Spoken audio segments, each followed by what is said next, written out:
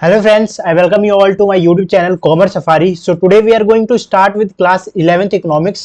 तो अभी तक जो हम इकोनॉमिक्स पढ़ रहे थे वो क्लास 10 तक की पढ़ रहे थे। अब हमें अपने इकोनॉमिक्स का लेवल शिफ्ट करना है क्लास 11th में। और क्लास 11th में इकोनॉमिक्स बेसिकली दो पार्ट में बढ़ जाती है, जिसमें आपको एक में माइक्रो पढ़ना है और एक में माइक्रो इकोनॉमिक्स पढ़नी है। ठीक है, इकोनॉमिक्स दो तरीके की हो जाएगी। ठीक है, तो सबसे पहले देखते हैं कि इकोनॉमी का मतलब क्या होता है। देखो, एक कंट्री है मान लो, ठीक है, एक कंट्री के अंदर जितने भी आप ट्रांसपोर्टेशन कर रहे हो, ठीक है, या तो ट्रांसपोर्टेशन कर रहे हो, एग्रीकल्चर वर्क कर रहे हो, ठीक है, इंडस्ट्रियलाइजेशन कर रहे हो, तो सब ये किसके अंदर आ जाएगा? इकोनॉमी के अंदर आ जाएगा, जो कि आपको एक सोर्स ऑफ लिविंग देता है। सोर्स ऑफ लिविंग कैसे हो जाए? क्योंकि जहां पे आप वर्क कर रहे हो वहां से आपको वेजेस मिल रहा है, आपको वहां से सैलरी मिल रही है, तो ये सब जो वर्क है वो इकोनॉमी के अंदर ही आ जाते हैं।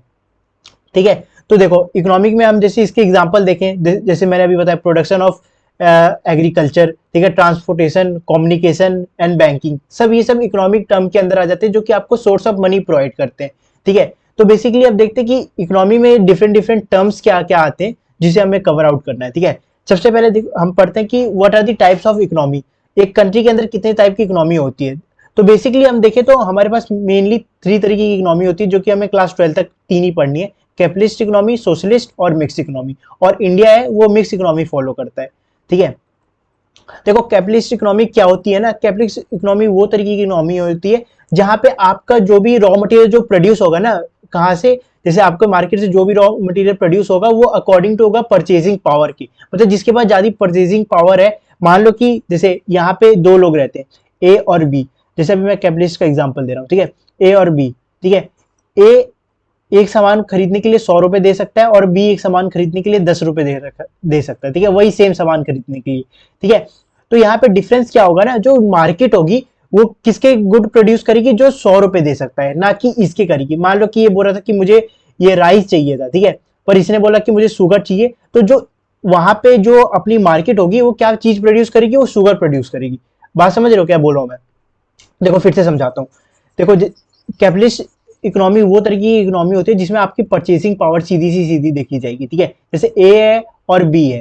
ठीक है, ए को क्या चाहिए? जैसे मान लो एप्पल चाहिए, और जो ए को है वो मैंगो चाहिए। ठीक है, और ये मैंगो के लिए 100 रुपए देने को तैयार है और ये एप्पल के लिए मान लो 30 रुपए देने को तैयार है। ठीक है, तो इसमें क्या होगा, जो मार्केट होगी जो गुड वो प्रोड्यूस करेगी, मतलब मान लो जो सामान लेकर आएगी वो मैंगो लेकर आएगी, ना कि एप्पल लेकर आएगी, क्योंकि इसकी परचेसिंग पावर जाती है। कैपिटलिस्ट इकोनॉमी में यही होता है कि जिसकी परचेसिंग पावर ज्यादा होती है उसी के हिसाब से गवर्नमेंट उस चीज को प्रोड्यूस करती है। ठीक है, सोशलिस्ट में हम पूरे दोनों सेक्टर्स का, जो वीकर सेक्शन उनका भी ध्यान रखते हैं और गुड्स प्रोवाइड करते हैं सब्सिडीज के तौर पे जो लोगों को। ठीक है, मिक्स इकोनॉमी में क्या होता है, वहां पे दोनों की होती है, वहां पे आपकी मार्केट वैल्यू भी देखी जाती है, साथ ही साथ सोशलिस्ट का भी आपका ध्यान रखा जाता है। ये नहीं देखा जाता कि कोई सामान इतना ज्यादा महंगा हो जाए कि उसको लोग ही ना खरीद पाए। और डेवलप इकोनॉमी और डेवलपिंग इकोनॉमी तो आप जानती होंगी कि डेवलप इकोनॉमी वो तरीके की इकोनॉमी होती है जो कि एकदम डेवलप हो चुकी है, और डेवलपिंग मतलब जो ऑन दी प्रोसेस पे। ठीक है, उसके बाद पढ़ते कि स्कैरसिटी क्या होता है। देखो, स्कैरसिटी बेसिकली क्या होता है ना, जो भी आपकी डिमांड हो, जैसे मान लो कि आप किसी चीज की डिमांड कर रहे हो, ठीक है, आप डिमांड कर रहे हो 100 रुपए की, ठीक है, पर जो उसका सप्लाई है वो हो रहा है सिर्फ 60 रुपए। तो यहाँ पे डिमांड आपकी क्या होगी? ज्यादा होगी, पर आपकी सप्लाई क्या होगी? कम होगी। जब भी सप्लाई कम हो जाए तो आपके पास उस चीज की कमी हो जाएगी। खुद सोचिए, देखो जैसे कि अगर शुगर की आप कर रहे हो डिमांड कि भाई मुझे 100 किलो शुगर चाहिए, पर आज 60 किलो शुगर रहा है, ठीक है, तो आपका जो भी फंक्शन होगा वहां पे आपको कितने 40 की कमी हो जाएगी ना। तो यही 40 की कमी को हम बोलते हैं स्कैरसिटी। जब भी आपका डिमांड है जो वो ज्यादा हो जाए आपकी सप्लाई से, मतलब वो इतना गवर्नमेंट सप्लाई नहीं कर रही जितना लोगों ने डिमांड करना शुरू कर दिया है। मान लो जैसे कि हम यूनिवर्सल एग्जांपल लें वाटर का, ठीक है, ये तो एक जगह हो गया। अब हम जैसे एग्जांपल लेते हैं वाटर का, वाटर सबकी नीड है, पर जो मान लो कि एक टंकी है, ठीक है, टंकी 100 लीटर वाटर देती है, पर उसको लेने वाले मान लो कि 150 लोग हैं। ऐसे मान के चलो हर कोई एक एक लीटर लेता है, पर भाई जो ये आखिरी के 50 बंदे बच गए, इसको भी तो चाहिए था, पर इन्होंने क्या किया, डिमांड ज्यादा हो गई यहाँ पे, पर यहाँ पे वाटर क्या पड़ा? कम पड़ा। तो इसी प्रोसेस को हम बोलते हैं स्कैरसिटी। ठीक है, it refer to the limitation in the supply of economy, और we can say that the increase of the demand, जैसा कि मैंने अभी आपको बताया। ठीक है, फिर आता है एक अपॉर्चुनिटी कॉस्ट। देखो अपॉर्चुनिटी कॉस्ट क्या होती है, देखो it is the cost of next best alternative once.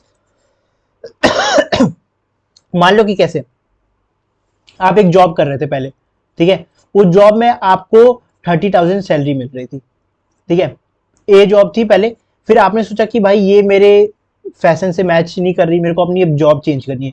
फिर जब आपने बी जॉब चेंज किया, आप ट्रांसफर हो गए ए से बी में, तो आपका जो मनी सप्लाई था, जो आपकी सैलरी थी वो 40,000 होगी, ठीक है। तो यहाँ पे आपका 10,000 का क्या हुआ, इंक्रीमेंट हुआ, ठीक है, आपका 10,000 से सैलरी आपकी क्या हुई, इंक्रीज हुई। इसी को हम बोलते हैं अपॉर्चुनिटी कॉस्ट, कि जब आप एक अल्टरनेटिव छोड़ के बेस्ट अल्टरनेटिव की ओर शिफ्ट कर जाते हैं, उसी को बोलते हैं। जैसे कि मैंने यहाँ पे एक एग्जांपल लिख रखा है, if the business goes with the security option, it investment truly gains from to sorry $2,000 to $2,020, ठीक है। तो इसी को हम बोलते हैं अपॉर्चुनिटी कॉस्ट, ठीक है, कि जब आप एक कोई बेस्ट अल्टरनेटिव को छोड़ के दूसरे बेस्ट अल्टरनेटिव पे शिफ्ट कर जाए, तो उसी को बोलते हैं हम अपॉर्चुनिटी कॉस्ट, ठीक है। फिर आता है इकोनॉमिक प्रॉब्लम, बेसिकली होती है ये, देखो बहुत ज्यादा इंपॉर्टेंट टॉपिक है, क्योंकि अगर एक कंट्री में देखा जाए तो इकोनॉमिक प्रॉब्लम हर जगह है, क्योंकि ह्यूमन बॉड अनलिमिटेड। अगर आप कल कुछ बन भी गए तो उसके बाद आप सोचोगे कि क्या मैं वो भी पालूं वो भी पालूं, तो आपकी कभी भी वांट्स खत्म नहीं होगी, ठीक है। अगर हम बेसिकली देखे जाए तो हमारी जो बेसिक नीड्स होती हैं वो क्या होती हैं, अपनी बेसिक नीड्स होती हैं कि जैसे कि क्लोथ, हाउस, ठीक है, अपनी ये बेसिक नीड्स है, ठीक है, और फूड, ये तीन अपनी बेसिक नीड्स है। पर इसके अलावा भी तो हम लोग को क्या चाहिए होता है, फोन चाहिए होता है, अलग अलग नीड्स चाहिए होती हैं, कि भाई मुझे फोन चाहिए, मेरे को लैपटॉप चाहिए, ठीक है, मेरे को इलेक्ट्रॉनिक डिवाइसेस चाहिए। तो ये सब क्या होते हैं, ये डिफरेंट प्रॉब्लम है जो कि हम फेस करते हैं कोई भी इकोनॉमी के अंदर। कभी भी याद रखना, इकोनॉमिक प्रॉब्लम ही वही होती है, क्योंकि देखो जहां पे ह्यूमन वांट्स है वो बहुत ज्यादा है, ठीक है, ह्यूमन वांट्स को कभी भी आप पूरी तरीके से सेटिस्फाई नहीं कर सकते हो, पर जो रिसोर्सेस है वो लिमिटेड है, ठीक है। ऐसी बात नहीं कि अर्थ पे एक ना एक दिन सब कुछ खत्म भी हो जाएगा, ठीक है। तो यही होता है कि अनलिमिटेड वांट्स है, इसीलिए आज के टाइम पे देखा जाए तो हम लोग ट्रीज की कटिंग कर रहे हैं, ठीक है, जबकि हमें उसकी इतनी जरूरत है नहीं, पर एक टाइम ऐसा आएगा जब वो एकदम पूरी तरीके से खत्म हो जाएंगे, ठीक है। तो इसीलिए हम लोग बोलते हैं कि इकोनॉमिक प्रॉब्लम बहुत जल्दी फेस करी जाती है, ठीक है।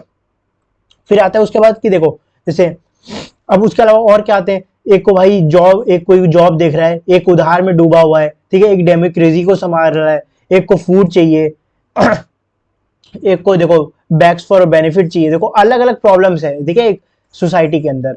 तो हम पर्टिकुलरली किसी एक को नहीं टारगेट कर सकते कि हमें भाई इसकी नीड पूरी कर देंगे तो उसकी हो जाएगी, ऐसी नहीं है। हर ह्यूमन वांट्स की अलग अलग नीड्स होती हैं, ठीक है। फिर आता है relation between resources and human wants क्या होती हैं, ठीक है। पहले मैं इसकी आपको डेफिनेशन पढ़ाते हैं इकोनॉमिक प्रॉब्लम्स की।